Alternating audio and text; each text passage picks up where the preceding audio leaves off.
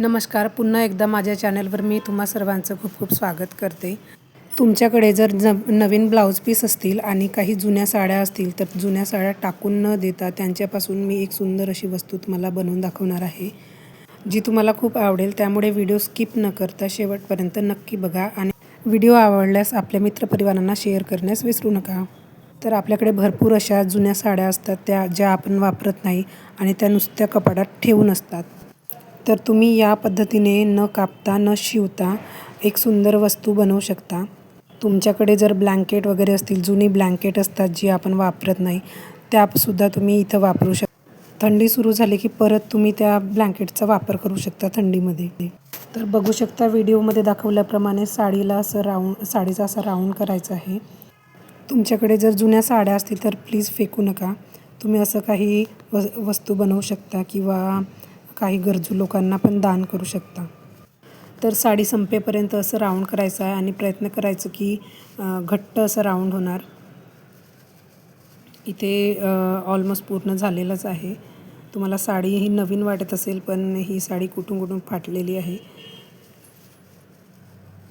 वर्षभरात आपल्या घरात काही ना काही प्रोग्राम होत असतात, तर घर सजावटीसाठी आपण या वस्तूचा वापर नक्की करू शकता. इथं आपला राऊंड कंप्लीट झालेला आहे. शेवटचंच उरलेलं आहे आणि हा शेवटचा जो टोक आहे तो साडीमध्येच असं टक करायचा, जेणेकरून निघायला नको.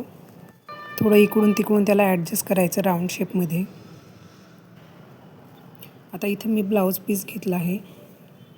अशी ब्लाऊज पीस आपल्याकडे भरपूर असतात आणि ते आपण वापरतही नाही, नुसती कपाटात ठेवून असतात. तर त्याचा असा वापर तुम्ही नक्की करू शकता. इथे मी एक मेटलची बांगडी घेतली आहे. मेटलच्या बांगड्या तर प्रत्येकाकडे असतातच. बांगड्या पण आपल्याकडे भरपूर असतात, आपण वापरत नाही, त्या पण अशाच ठेवून पडलेल्या असतात. तर त्या आपण वापरात येऊ शकतात. व्हिडिओमध्ये दाखवल्याप्रमाणे बांगडी ब्लाऊज पीसच्या मध्यभागी ठेवायची आणि तिला असं गुंडाळून घ्यायचं.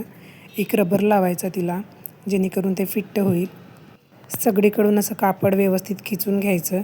आता ब्लाऊज पीसला व्यवस्थित उलटं करायचं आणि जिथं बांगडी लावली आपण त्याच्या एकदम सेंटरला, त्याच्यावरती अशा प्रकारे जे आपण राऊंड शेप बनवला आहे साडीचा तो ठेवायचा आणि बांगडीचा जो राऊंड शेप आहे तो असं खिचून थोडं वरती काढायचं.